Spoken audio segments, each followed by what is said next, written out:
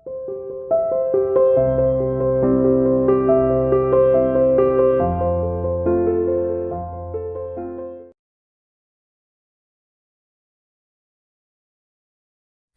dear student, welcome to C International School online classes. Dear plus 2 commerce class, today we will discuss about unit 5 organizing.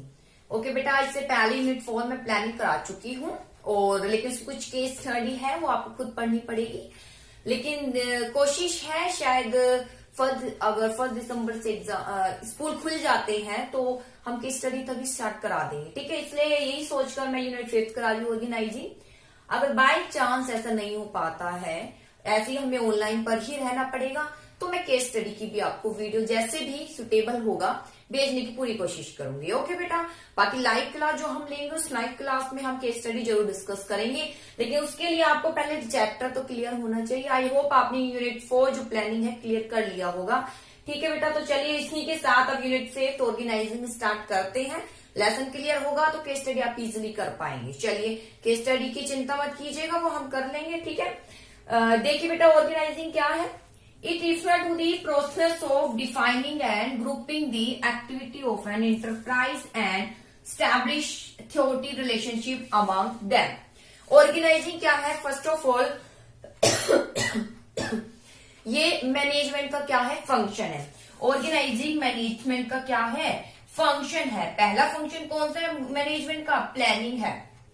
Planning के बाद second number पर क्या आता है? Organising. तो आज हम डिस्कस करेंगे ऑर्गेनाइजिंग, क्योंकि प्लानिंग में हमने डिस्कस कर लिया है क्या करना है, कैसे करना है, कब करना है, किसके द्वारा किया जाना है, सब हमने डिस्कशन कर लिया। अब हम ऑर्गेनाइजिंग में क्या डिस्कस करेंगे, क्योंकि जो हम एक स्ट्रक्चर बैठाएंगे अपनी प्लानिंग का, ठीक है, कि हमें बिजनेस करना है, कोई भी बिजनेस है तो हम उसकी ऑर्गेनाइजिंग करेंगे। ऑर्गेनाइजिंग उसमें डिपार्टमेंट डिवाइड करेंगे, ठीक है, क्योंकि बहुत सी एक्टिविटी हमें क्रिएट करनी होगी, हमें एक्टिविटी परफॉर्म करनी होगी, तो उसमें कुछ डिपार्टमेंट बनाए जाएंगे। जैसे स्कूल है, ठीक है, स्कूल में डिपार्टमेंट वो बनाए जाते हैं, अलग अलग एरिया बना दिए जाते हैं, जैसे पीआरटी है, पीजीटी है, टीजीटी है, कॉमर्स, साइंस, ये सब भी अलग अलग एक एरिया हो जाते हैं, ठीक है। तो ये सब ऑर्गेनाइजिंग, तो इसके अंतर्गत डिपार्टमेंट बांट दिए जाएंगे। फिर उसमें व्यक्तियों को भाई कितने अपॉइंट करने हैं, कौन सुपीरियर कौन सबॉर्डिनेट होगा, कितने सुपीरियर कितने सबॉर्डिनेट होंगे, ये इसमें डिस्कशन किया जाएगा। फिर कैसे कौन एक दूसरे को रिपोर्ट करेगा, ये सब ऑर्गेनाइजिंग में ही होता है। जब ऑर्गेनाइजिंग कर ली जाती है उसके बाद आता है स्टाफिंग। आपने देखा होगा स्टाफिंग यानी व्यक्ति को कब लगाया जाता है? जब सब अरेंजमेंट हो जाता है तब लगाया जाता है। जैसे आपको अगर स्कूल में बुलाया जाए तो कब बुलाया जाएगा? जब आपके लिए पूरा अरेंजमेंट हो जाएगा, स्कूल में बैठने का, टीचिंग का, टीचर हायर कर लिए जाएंगे, उसके बाद ही आपको बुलाया जाएगा। क्यों? ऑर्गेनाइजिंग पहले कर दी जाती है स्टाफिंग से पहले। तो ऑर्गेनाइजिंग में क्या किया जाता है? विभिन्न डिपार्टमेंट बना दिए जाते हैं। डिपार्टमेंट के बाद उसमें कौन सुपीरियर सबॉर्डिनेट, किसको कितनी अथॉरिटी देनी है, वो सब डिटरमाइंड हो जाता है। फिर कौन किसको रिपोर्ट करेगा, ये सब भी पहले डिटरमाइंड कर लिया जाता है किसके अंतर्गत? ऑर्गेनाइजिंग में, ताकि जैसे स्टाफिंग हो, व्यक्ति जब आएगा तो उसको तुरंत बता दिया जाए भाई आपको इससे रिपोर्ट देना है, आपको इस डिपार्टमेंट के साथ काम करना है, इसके साथ कोऑर्डिनेशन बैठाना है। तो ये सब क्या कहलाया जाता है? ऑर्गेनाइजिंग। तो चलिए देखते हैं, ऑर्गेनाइजिंग वह प्रोसेस है जो क्या डिफाइन करके ग्रुपिंग दी एक्टिविटी को ग्रुप बना देती है। मीन सिमिलर एक्टिविटी को एक डिपार्टमेंट में क्या कर देती है?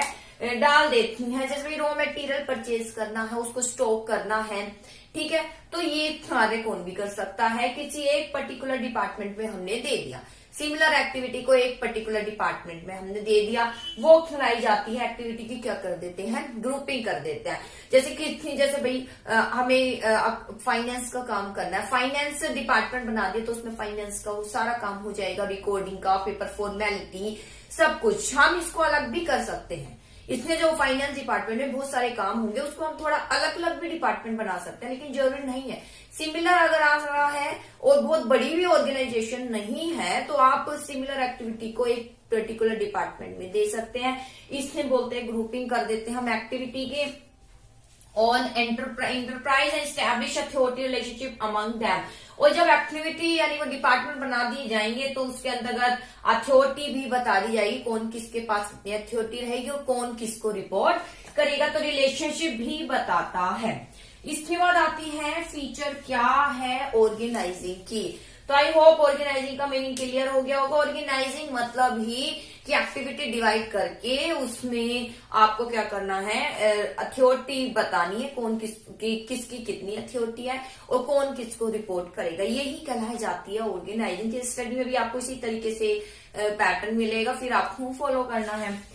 इसके बाद आता है फीचर क्या है, तो मीनिंग से फीचर है सबसे पहले डिवीजन ओवर, काम का बंटवारा हो जाता है बेटा, एक्टिविटी डिवाइड कर दी जाएगी और एक पर्टिकुलर डिपार्टमेंट बनेगा, उसमें वो एक्टिविटी की जाएगी। ठीक है, तो division of work, division of work में काम का बंटवारा कर दिया जाता है। ठीक है, काम को क्या कर दिया जाता है, डिवाइड कर दिया जाता है। संस्था जिस ऑब्जेक्टिव से लिए स्थापित हुई है उसमें बहुत सी एक्टिविटी परफॉर्म करनी है, तो काम को डिवाइड कर दिया जाएगा, फिर उस कार्य को सौंपा जाएगा एक पर्टिकुलर पर्सन को उसकी एबिलिटी और इंटरेस्ट के अकॉर्डिंग। तो डिवीजन ऑफ वर्क यानी काम का बंटवारा करने के बाद उसी व्यक्ति को सौंपा जाएगा जो उसके एबिलिटी और जो जिसमें एबिलिटी हो, जिसमें इंटरेस्ट हो। सेकंड है कोऑर्डिनेशन। इसमें क्या होते हैं बेटा, बहुत से डिपार्टमेंट बने होते हैं ऑर्गेनाइजिंग में, पता है एक्टिविटी डिवाइड कर दी जाती है, डिपार्टमेंट बना दिए जाते हैं। तो आपको पता है एक डिपार्टमेंट कहीं ना कहीं दूसरे पर क्या होता है, निर्भर होता है। प्रोडक्शन वाला कैसे प्रोडक्शन करेगा जब उसे पता ही नहीं है कितना प्रोडक्शन करना है, इसके लिए कौन आएगा, सेल्स डिपार्टमेंट आएगा जी। सेल्स डिपार्टमेंट प्रोडक्शन वाले को बताएगा कितनी डिमांड है, उसके अकॉर्डिंग आपको प्रोडक्शन करना है। तो और जब तक प्रोडक्शन नहीं होगा सेल्स वाला कैसे सेल्स करेगा, तो कितना एक दूसरे पर निर्भर हो गए।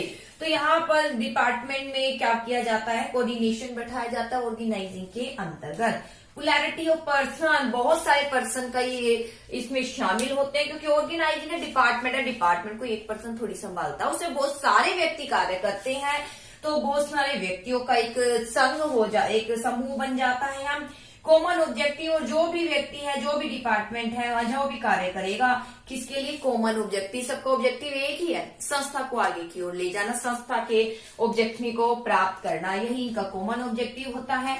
Organisation is a machine of management. Organisation क्या है, मशीन है मैनेजमेंट की। यानी अगर ऑर्गेनाइजेशन अच्छी नहीं है, आपने ऑर्गेनाइजिंग अच्छी नहीं करी, तो फिर सब बेकार है, कुछ आपको सफलता नहीं मिलेगी। आपने एक्टिविटी अच्छे से नहीं बांटी, जैसे फंक्शन ऑर्गेनाइज करना है, हम बोलते हैं ना ऑर्गेनाइज करना है, यानी उसकी ऑर्गेनाइजिंग करनी है। ऑर्गेनाइज में क्या करेंगे, हम पहले काम को डिवाइड करेंगे, फिर उस काम को उस पर्टिकुलर पर्सन को देंगे जो उस कार्य के एबल होगा, टाइम डिसाइड करेंगे, कौन किसको रिपोर्ट करेगा, किस टाइम करेंगे, सब हम डिटरमाइन करेंगे। यही तो ऑर्गेनाइजिंग है, जो आप जनरली बोलते हैं फंक्शन ऑर्गेनाइज करना, तो ऑर्गेनाइज यही ऑर्गेनाइजिंग है। अगर उसमें कुछ भी कमी हो गई तो रिजल्ट आएगा जीरो।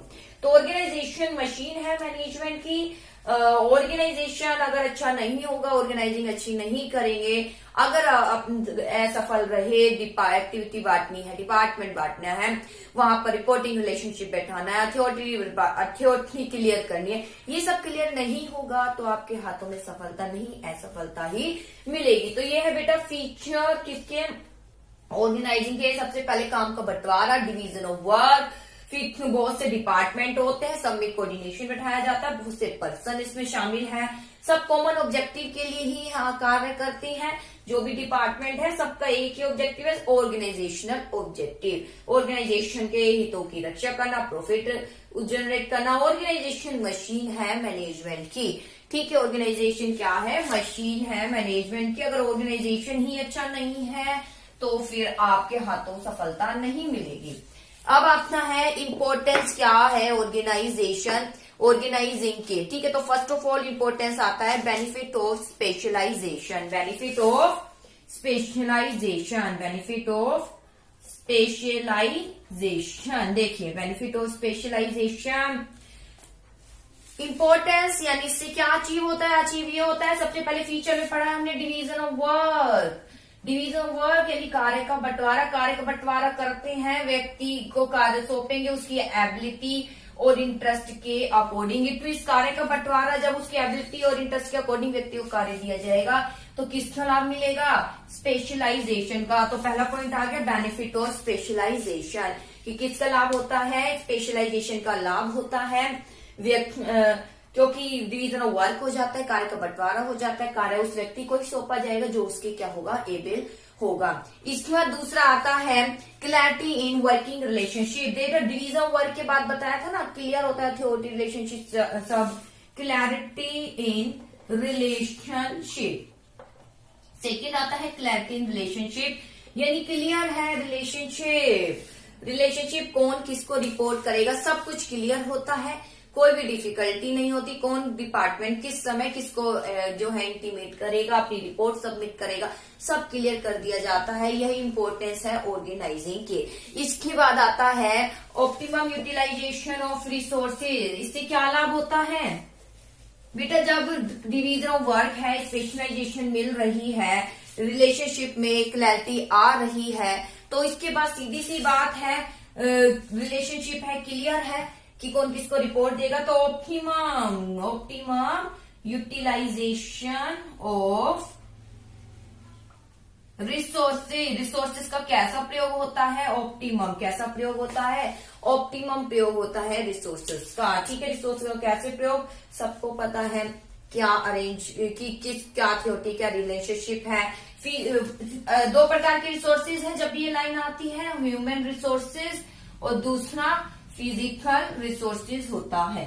ठीक है, तो सीधी सी बात है, सबको डिवाइड कर दिया गया है, कौन किसको रिपोर्ट करेगा, ये सब कौन व्यक्ति किस मटेरियल के साथ काम करेगा, सबको डिफाइन पहले से ही हो जाता है। तो इस प्रकार रिसोर्सेज का क्या होता है, अच्छा प्रयोग हो पाता है। जब रिसोर्सेज का अच्छा प्रयोग है, सब बढ़िया तरीके से चल रहा है, तो अडेप्टेशन टू चेंज, तो सीधी सी बात है, चेंजेस को इजिली आप क्या कर सकते हैं, अडॉप्ट कर सकते हैं। चेंजेस को इजिली आप क्या कर सकते हैं, अडॉप्ट कर सकते हैं। कोई भी चेंजेस हो तो इजिली उसको जो है अडॉप्ट उसको सीधा जो है हम एक्सेप्ट कर लेते हैं, क्योंकि रिसोर्स का अच्छा उपयोग है, क्लियर है रिलेशनशिप, कौन किसको रिपोर्ट देगा, कौन कैसा कार्य करेगा, कौन सुपीरियर कौन सा बेटे, सब डिफाइन है, इसलिए चेंजेस में भी कोई दिक्कत नहीं आती उसको अडॉप्ट करने में। इसके बाद आता है इफेक्टिव एडमिनिस्ट्रेशन। एडमिनिस्ट्रेशन कैसा होता है, इफेक्टिव होता है, इफेक्टिव एडमिनिस्ट्रेशन। इफेक्टिव एडमिनिस्ट्रेशन यानी प्रशासन बढ़िया होता है, इफेक्टिव यानी टाइम पर कार्य होता है, पूरे टाइम पर कार्य है, किसी प्रकार की कोई डिफिकल्टी नहीं होती है, कौन किसको रिपोर्ट देना है, कब देनी है, सब डिफाइन होता है, क्लियर होता है, कौन सुपीरियर कौन सबऑर्डिनेट, यही तो क्या लाता है एडमिनिस्ट्रेशन में इफेक्टिवनेस लेकर आता है। इसके बाद आता है development of personal. Development of personal, development of personal यानी पर्सनल का डेवलपमेंट होता है। कैसे, व्यक्ति को वही कार्य दिया जाता है जिसमें वो एबल है, जिसमें वो ऑर्गेनाइज में डिफाइन कर दिया जाता है पहले ही कि कार्य उसी को देंगे जिसमें एबिलिटी है और जिसमें क्या है उस कार्य को करने का इंटरेस्ट है। ठीक है, इसी के साथ कुछ ट्रेनिंग भी दी जाती है। क्या दी जाती है, ट्रेनिंग दी जाती है। ट्रेनिंग के अलावा एक्स्ट्रा क्या दी जाती है, एजुकेशन, एक्स्ट्रा नॉलेज दी जाती है, जिससे व्यक्ति का क्या होता है डेवलपमेंट। ट्रेनिंग तो उसके कार्य ऑर्गेनाइजिंग में पहले डिफाइन हो जाता है जी, ट्रेनिंग भी दी जाएगी जब व्यक्ति आएगा तो ट्रेनिंग दी जाएगी। इसके अलावा ऑर्गेनाइजिंग में पहले डिफाइन कर दिया जाता है कि एक्स्ट्रा नॉलेज भी दी जाएगी ताकि वो व्यक्ति एक्स्ट्रा रिस्पॉन्सिबिलिटी को संभाल सके। ठीक है, ताकि जैसे सुबॉर्डिनेट है उसको अपने सुपीरियर कार्य भी सिखाया जाएगा, सब ऑर्गेनाइजिंग में पहले ही डिफाइन होगा, जिससे डेवलपमेंट होता है पर्सनल का। तो ये थे बेटा कुछ इम्पोर्टेंस जो कि ऑर्गेनाइजिंग के हैं कि किस तरीके से क्या अचीव होता है ऑर्गेनाइजिंग से। कि सबसे पहले स्पेशलाइजेशन का लाभ है, क्योंकि डिवीजन वर्क हो जाता है, वहां पर रिलेशनशिप क्लियर है, कौन किसको रिपोर्ट करेगा, इसमें रिसोर्सेज का अच्छा प्रयोग हो पाता है, अच्छा प्रयोग हो रहा है, सब बेटर चल रहा है, तो कोई भी चेंजेस है इजिली अडॉप्ट किया जा सकता है, और इजिली अडॉप्ट किया जा रहा है। इफेक्टिव एडमिनिस्ट्रेशन है यानी टाइम पर कार्य होगा और डेवलपमेंट होगा पर्सनल का, क्योंकि ट्रेनिंग के साथ कुछ एक्स्ट्रा नॉलेज भी दी जाएगी ताकि आप हाई रिस्पॉन्सिबिलिटी संभाल सके, आपको प्रमोशन भी किया जा सके, सब ऑर्गेनाइजिंग में डिफाइन किया जाता है। तो ये सब कहलाई जाती है organising. I hope topic clear हो गया होगा। ओके।